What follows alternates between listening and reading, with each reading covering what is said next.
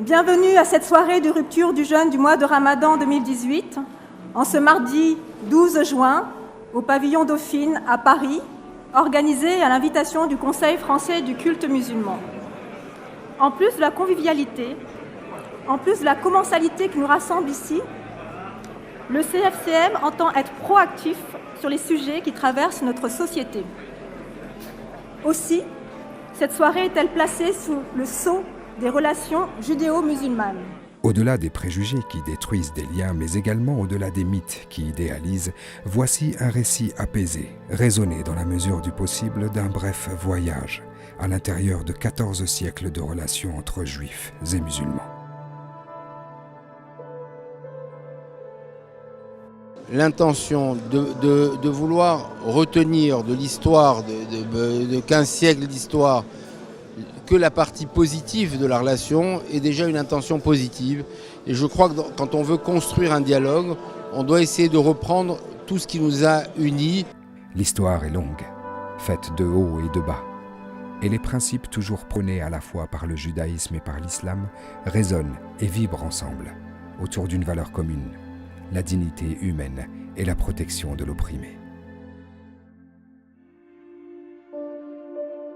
Les occasions sont rares pour nous, musulmans de France, d'accueillir autant de personnalités d'horizons divers en un même lieu pour un moment de partage. Autant de personnalités honorables, de convictions politiques et religieuses différentes, de responsabilités et de fonctions distinctes, réunies pour vivre un moment ensemble. Une réforme du CFCM ne peut s'envisager qu'après une large consultation des musulmans de France. Une consultation transparente et surtout libre des agendas politiques nationaux. Honorables invités, chers amis, chères sœurs et chers frères, je vous souhaite un joyeux iftar. Je vous remercie.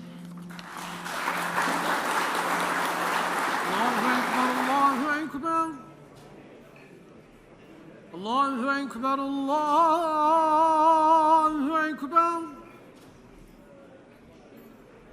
أشهد أن لا إله إلا الله أشهد أن لا إله إلا الله.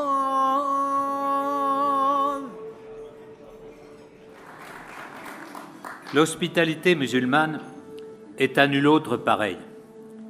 Et la République française ne saurait ni la refuser ou l'oublier. Aujourd'hui, plus encore qu'hier, vous savez qu'il nous faut relever ensemble des défis décisifs. Il y a un an, presque jour pour jour, dans ce même cadre de fête et de convivialité, le président de la République avait énoncé les 4 combats que l'État et les musulmans de France doivent mener conjointement. Un combat contre la diffusion du fanatisme, contre ceux qui pervertissent le message de l'islam, un combat contre le repli identitaire qui favorise une forme de ségrégation au sein de la République, un combat pour la formation des imams et des acteurs religieux, enfin le défi de l'organisation du culte et de la représentativité institutionnelle que l'État doit aujourd'hui aider à relever. Dans les semaines à venir, nous voudrions donc que dans chaque département puisse se tenir avec tous ceux, religieux comme membres de la société civile, qui sont dans leur ville, dans leur quartier, les visages de l'islam en France, une grande concertation où seraient posées les principales questions qui sont devant nous. Et je me réjouis que vous puissiez les poser avec nous. Vous l'avez dit, Monsieur le Président, vous réfléchissez à un tel dispositif et le gouvernement y sera évidemment très attentif. Oui, l'islam a joué et jouera toujours un grand rôle dans la construction d'une pensée moderne. Eh bien, ce qu'il nous appartient aujourd'hui d'écrire ensemble, c'est la suite de cette grande histoire.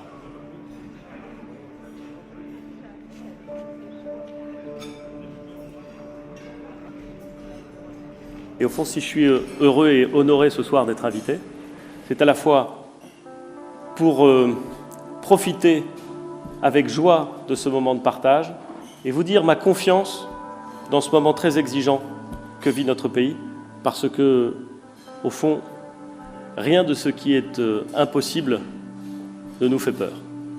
Et rien de ce qui est difficile ne nous semble impossible.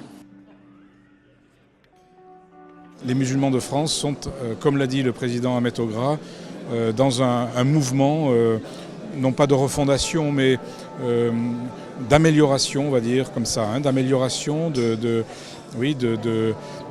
préparation un peu plus fine concernant la représentativité de l'islam dans ce pays. Et je crois que c'est la bonne direction.